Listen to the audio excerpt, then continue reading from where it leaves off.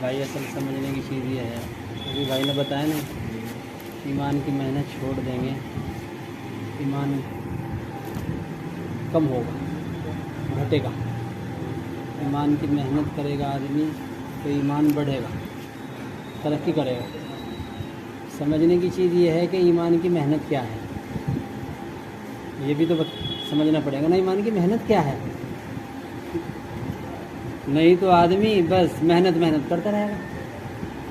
ایمان کی محنت یہ ہے کہ جسم پر آنے والے جتنے حال اللہ بھیجتے ہیں، جسموں پر اللہ تعالیٰ حال بھیجتے ہیں، بندے کی ضرورتیں جن کو کہتے ہیں وہ بھیجتے ہیں اللہ تعالیٰ ہر بندے پر۔ اب اس جسم پر آنے والی ضرورت میں یہ حضور اکرم صلی اللہ علیہ وسلم کے عمل کی طرف آ کر اس عمل سے اس حاجت کو پوری کرائے، یہ ہے محنت۔ اگر وہ آتا رہے گا عمل سے اپنی حاجت کو پورا کرانے کی طرف، تو اللہ تعالیٰ اس کی حاجت کو عمل سے پوری کرتے رہیں گے، اس کا ایمان ترقی کرتا رہے گا۔ اگر میں نے چھوڑ دیں گے تو ایمان گھٹ جائے گا۔ کیا مطلب کہ حاجت کے آنے پر عمل کو چھوڑ کر سبب میں چلا گیا، اور سبب سے بھی اللہ ہی بناویں گے، وہاں سے بھی بنا رہے اللہ پاک، ایسے تھوڑی نا سبب سے نہیں بنا رہے۔ اللہ تعالیٰ بتوں سے بھی بنا رہے کام، جس کا یقین بت پر ہے بت سے اس کے کام بن رہے، جس کا یقین دوائی سے ہے دوائی سے اس کی بیماری ٹھیک کر رہے اللہ پاک، جس کا عمل سے ہے یقین اس کا عمل سے کر رہے۔ حاجت میں اگر سبب کی طرف چلے گئے اور سبب مر گئے اور سبب سے اپنے کام بنائے اور سبب سے کام بن گیا، اب یقین گھٹ جائے گا۔ یہ ہے وہ محنت اصل میں۔ ہم یہ تو کہتے ہیں کہ بھائی محنت چھوڑ دیں گے، محنت کریں گے تو ایمان بڑھے گا، محنت چھوڑ دیں گے ایمان، بھائی محنت ہے کیا؟ دعوت دینے سے ذہن بنے گا، دعوت دینے سے ذہن بنے گا ایمان سیکھنے کا۔ دعوت کی محنت ایمان سیکھنے کی طرف آدمی منتقل ہو جاوے، اس کے لیے دعوت کی محنت ہے۔ نہیں تو دعوت سے ایمان نہیں بنتا، ایمان نہیں بنتا ہے، ایمان یقین پیدا نہیں ہوتا، دعوت سے ذہن بنتا ہے۔ اب موٹی سی مثال دے کے سوچ لو، ایک آدمی کو ایک گھر بنانا ہے، بھائی ایک کمرہ بنانا 10 بائی 10 کا، اس میں 2000 اینٹیں لگیں گی، 10 بوری سیمنٹ کی لگیں گی، 50 کوئنٹل ریتا لگے گا، 2 ٹینک پانی کے لگیں گے، ایک مستری ایک مزدور۔ تو اب وہ اس کو بولتا رہے بس، بھائی دیکھو ایک کمرہ بنانا ہے، 2000 اینٹیں لگیں گی، 10 بوری سیمنٹ کی لگیں گی، 50 کوئنٹل اس میں ریت لگے گا، 2 ٹینکر پانی کے لگیں گے، ایک مزدور چاہیے گا، ایک اور یوں ملا تو اس کو بھی وہی بتایا، یوں ملا تو اس کو بھی وہی بتایا، وہ ملا تو اس کو بھی وہی بتایا، صبح سے شام تک جو مل رہا اسی کی دعوت دے رہا سب کو۔ بن جائے گا گھر بن جائے گا جی۔ ذہن میں آ جائے گی بات اس کے، ہاں بھائی دیکھو یہ چیزیں لانی ہیں مجھے، یہ چیزیں لا کے اب شروع کرانا ہے، اب گھر بننا شروع ہو جائے گا، گھر بن جائے گا۔ خالی زبان پر اس کے الفاظ ہوں،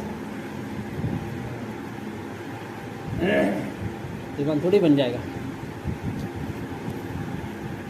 محنت یہ ہے ایمان بنانے کی۔ مولانا یوسف رحمۃ اللہ علیہ فرماتے تھے کہ اگر جب تم یوں کہتے ہو میرا رب اللہ ہے، تو یہ تمہارے صرف زبان کے بول ہیں، دل کی حقیقت یہ نہیں ہے۔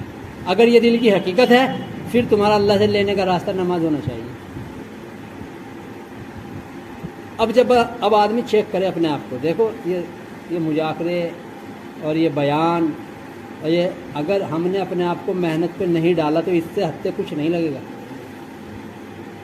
ہفتے کچھ نہیں لگے گا۔ ایک زمانہ ہو گیا ہم دعوت دیتے لگا کچھ ہفتے، سنتے لگا کچھ ہفتے، کیونکہ ہم نے اپنے آپ کو محنت پہ نہیں ڈالا۔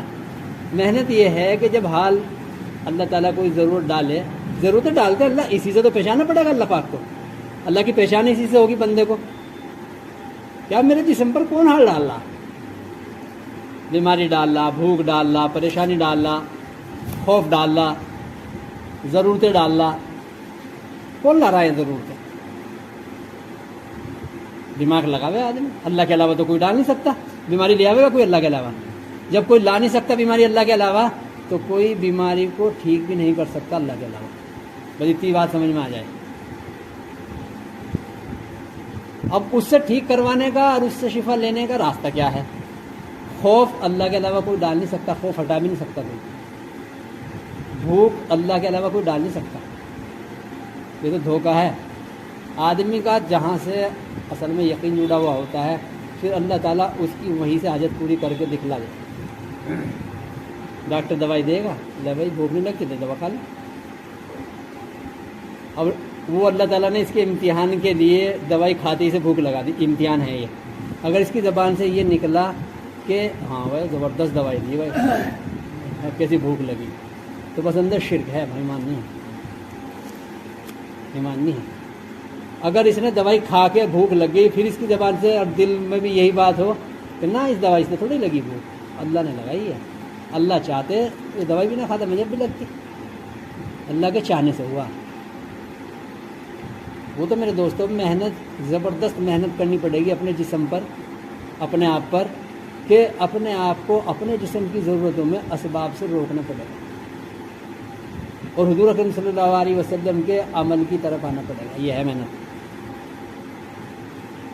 اور یہ اپنا ذہن بنانا پڑے گا بیٹا کہ نہیں، کرنے والے اللہ ہے، اللہ کو کسی سبب کی ضرورت نہیں ہے کرنے میں، وہ اپنی قدرت کا مالک ہے، وہ اپنی قدرت سے کرتا ہے، اس کی صفت قدرت ہر چیز پر حاوی ہے۔ جب چاہے جہاں چاہے لاٹھی کو سانپ بنا دے، وہ اپنی صفت قدرت سے بناتا ہے، اپنی قدرت سے۔ لاٹھی کو سانپ بنا دے، سانپ کو لاٹھی بنا دے، آسمان سے کھانا اتار دے، ضروری نہیں زمین سے غلہ نکالے، وہ آسمان سے غلہ اتار دے، اللہ ہے، وہ کسی سبب کا پابند نہیں ہے، اس کی قدرت آزاد ہے، اس کی قدرت آزاد ہے، سبب اس کی قدرت کے پابند ہیں، آزاد نہیں ہے کہ جب چاہیں گے، جس کو چاہیں گے، جتنا چاہیں گے نفع پہنچا دیں گے، نقصان پہنچا دیں گے، نہیں، یہ تو پابند ہے اللہ کی قدرت کے، غلام ہیں، اور اللہ کی قدرت آزاد ہے بالکل، وہ کسی بنے ہوئے کی پابند نہیں، سارا بنا ہوا اس بنانے والے کی قدرت کا پابند ہے، بس اتنی بات سمجھ میں آ جائے۔ اب جب سب کچھ اس کی قدرت سے ہے، تو اب اس کی قدرت سے براہ راست فائدہ اٹھانے کا راستہ کیا ہے؟ اس کا نام اسلام ہے۔ اس کی قدرت سے براہ راست فائدہ اٹھانے کا نام اسلام ہے، اور اس میں سب سے پہلی چیز نماز ہے۔ یہ موسیٰ علیہ السلام نے جب آ کے بنی اسرائیل پر محنت شروع کری، کیا محنت شروع کری؟ محنت یہ شروع کری کہ تم رب اللہ کو مانو، پالنے والا، پرورش کرنے والا، کام بنانے والا، کام بگاڑنے والا، موت زندگی دینے والا، بیماری شفا دینے والا، سکون اور راحت دینے والا، بے چین کرنے والا، تم اللہ کو مانو، اللہ ہے، رب ہے وہ۔ بنی اسرائیل کہنے لگا ہم تو رب اللہ کو مانتے ہیں، یہ جواب دے جو ہمارا جواب ہے، کیونکہ وہ بھی مسلمان تھے، کلمہ پڑھتے تھے، وہ بھی لا الہ الا اللہ موسیٰ کلیم اللہ، اور کتاب سارا کچھ پورا دین تھا ان کے پاس میں بھی جو ہمارے پاس ہے۔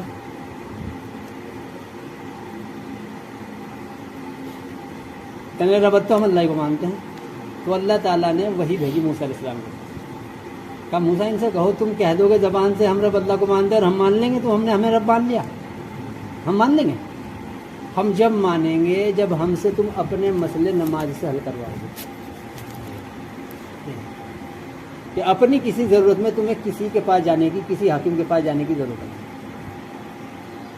نماز کا عمل کرو، ہم سے کہو، جب ہم سے کروا لو گے نماز سے پھر مانیں گے ہم، ہاں تم نے ہمیں رب مان لیا، ہم سے کراؤ، ہم سے کرانے کا راستہ نماز ہے۔ میرے دوست بزرگ عزیزو، اب ہمارے ذہن میں بات یہ بیٹھی ہے کہ نماز سے کیسے حاجت پوری ہو جائے گی، نماز سے کیسے حاجت پوری ہو جائے گی؟ یوں کہنا ہی کفر ہے، یوں کہنا کفر ہے کہ نماز سے کیسے حاجت پوری ہو جائے گی، نماز سے کیسے روٹی مل جائے گی، نماز سے کیسے شفا مل جائے گی، نماز سے کیسے راحت مل جائے گی، نماز سے کیسے حفاظت ہو جائے گی، یوں کہنا زبان سے کفر ہے، اور زبان سے نہیں کہہ رہا، دل میں یہی ہے، اس کا نام نفاق ہے، اس کا نام نفاق ہے۔ زبان سے تو کہہ نہیں رہا، زبان سے تو کہہ رہا اللہ کرتے ہیں، اللہ ہاں بھائی رب اللہ ہی ہے، لیکن دل میں یہ کیسے ہو جائے خالی نماز سے، نماز سے روٹی مل جائے گی، نماز سے شفا مل جائے گی، نماز سے مکان بن جائے گا، نماز سے کپڑے مل جائیں گے۔ اگر دل میں ہے یہ بات، زبان پہ ہے نہیں، دل میں ہے، تو پھر یہ نفاق ہے۔ زبان سے اس لیے کہتا ہوا ڈرتا ہے کہ فتویٰ لگ جائے گا، اور دل میں یہی ہے. ہر آدمی اپنے آپ کو چیک کرے, ساری محنت اپنے اوپر ہے. دعوت کی محنت یہ دوسروں کے لیے نہیں ہے, یہ دھوکہ ہے لوگوں نے لگا دیا ہمیں اس پر. تو اب تم تو سب کی ذمہ داری ہے. ہم تو کس کی ذمہ داری جب تک ہم خود نہ بن جائیں, ہم تو کسی کی ذمہ داری نہیں. صحابہ رضی ہماری تو کیا ہے حیثیت ہے, صحابہ اکرام رضوان اللہ تعالی عنہم جو اس امت کی سب سے مقدس جماعت ہے. اللہ کے نبی صلی اللہ علیہ وسلم نے جب تک ان پر کوئی ذمہ داری نہیں ڈالی جب تک انہوں نے اپنے رب کو پہچان نہیں دیا. بلکہ آپ تو یہ فرماتے تھے جب کوئی کلمے کی گواہی دے کے اسلام میں داخل ہوتا تھا چپکے سے اپنے قبیلے میں چلے جاؤ. 3 سال تک تو اللہ کے نبی نے یہ بھی نہیں بتایا کسی کو میں نے کس سے ملاقات کری, کون اسلام میں داخل ہوا, چپ کے. اسی کو حضرت مولانا یوسف صاحب اللہ نے فرماتے تھے پہلے چپ کے تم اپنے مسئلے نماز سے حل کر لو اپنے, اس میں اور کوئی داخل نہیں ہے.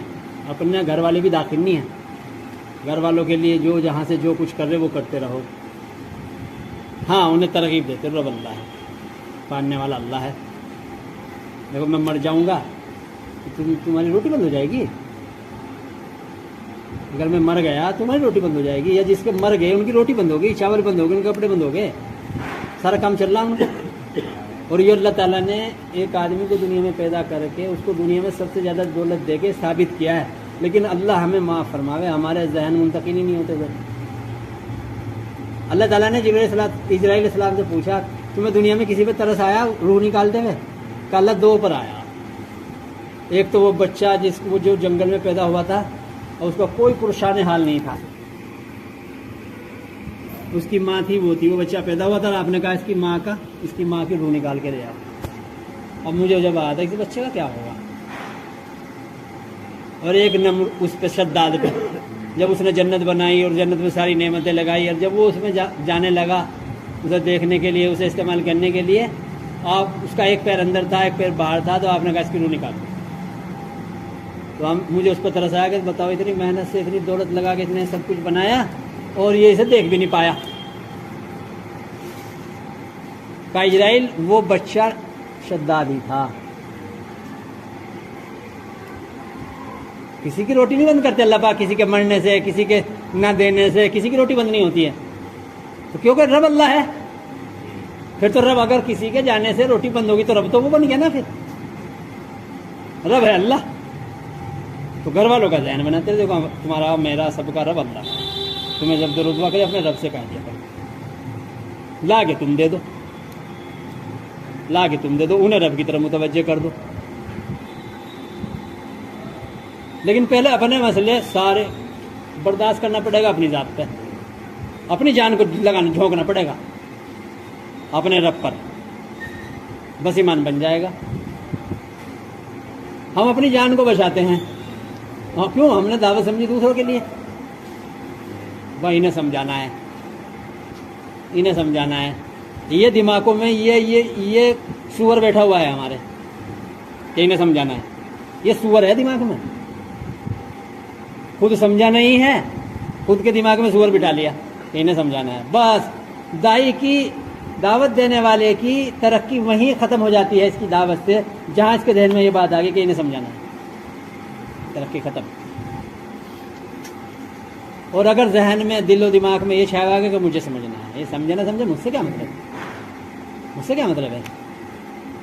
اللہ ان کا رب ہے, یہ رب اپنے رب کے بندے ہیں, میرے سے کیا مطلب؟ میرے سے تھوڑی نہ پوچھو گی ان کے بارے میں, میرے بارے میں پوچھو گی قبر میں جا کے, میرے سے کسی کے بارے میں پوچھنی ہوگی. سب پر ذمہ داری نہیں ہوتی ہے. آج اس پر لگا دی ساری امت کو, سب پر سب کی ذمہ داری ہے. ارے سب کی نہیں ہوتی ذمہ داری. ذمہ داری والے کام جو ہوتے ہیں وہ چند لوگوں پر ہوتے ہیں, سب پر نہیں ہوتے.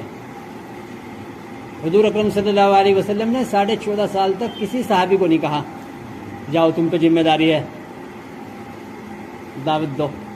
بس کلمہ سیکھ لو, اپنا یقین بنا لو, اپنے رب سے جڑ جاؤ, اپنے رب سے اپنا معاملہ کر لو ٹھیک, اس کا دھیان اندر پیدا کر لو, دل میں یہ بٹھا لو اس کے علاوہ کچھ ہو ہی نہیں سکتا ہے, پتہ نہیں ہل سکتا ہے اس کے علاوہ. ویسی پر یہ اتنی آسان بات تھوڑی, یہ سب کی سمجھ میں آ جائے گی. اللہ کے نبی صلی اللہ علیہ وسلم جیسے سمجھانے والے سمجھا رہے ہیں مکے میں، اور کیسے مجاہدے سے، کیسی محنت اور قربانی سے سمجھا رہے ہیں، اور سمجھ میں کتوں کی آ رہا ہے؟ 13 سال میں 125 کی سمجھ میں آ رہی بات۔ اگر آپ یوں کہتے ہیں، آپ دین کی دعوت دیتے ہیں نا، ہر ایک کی سمجھ میں آ رہا ہے دین کی دعوت تو، لیکن ایمان کی دعوت نہیں آتی ہر ایک کی سمجھ میں۔ دین کی دعوت تو ہر ایک کی، آپ وہاں دعوت دیتے، دیکھو ماں باپ کی خدمت کرو، یوں کہتے تو بالکل صحیح بات، کیا بات بتلائی ہے، یہ تو ہے ہی، ہونا ہی چاہیے یہ تو۔ اپنے بیوی بچوں کی خیر خبر کرو، صحیح۔ غریبوں کا خیال رکھو، صحیح۔ غریبوں کو کھانا کھلاؤ، صحیح۔ غریبوں کے لیے پانی کا کنواں کھدواؤ، بالکل صحیح۔ کون مخالفت کرتا ہے اس پر؟ جب آپ نے یوں کہا ہے جو تم لیے بیٹھے ہو نا نقشے، ان سے نہیں کچھ بھی ہوتا ہے، ان سے تمہاری پرورش نہیں جڑ رہی، ان سے نہیں، اور اللہ کر رہے تمہاری پرورش اپنی قدرت سے کر رہے براہ راست۔ یہ ہے وہ بات جس پر مخالفت ہوتی تھی نبیوں کی۔ اچھا سب کام تمہارا ان سے بن رہا ہے، وغیرہ ان سے کچھ ہوتا نہیں۔